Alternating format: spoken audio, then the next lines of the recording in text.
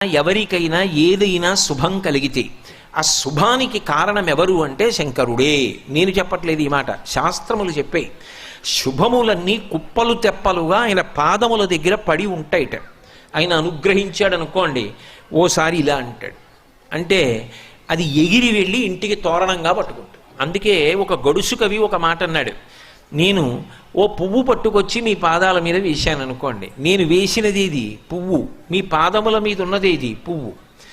నేను ఒక పువ్వు పట్టుకెళ్ళి మల్లికార్జున లింగం మీద వేశాను అనుకోండి, పరమ ప్రేమతో వేశాను అనుకోండి, ఆ పువ్వు ఓ ఏడాది తర్వాత నా ఇంటి మనవడు. నేను ప్రేమతో వేసిన పువ్వు 2 ఏళ్ల తర్వాత నా ఇంట్లో మనవరాలు. నేను ప్రేమతో వేసిన పువ్వు నేను కట్టుకునే ఒక ఇల్లు. నేను వేసిన పువ్వు నాలో కలిగేటటువంటి భక్తి. నేను వేసిన పువ్వు ఏ వయస్సులో నాకు రావాలో ఆ వయసు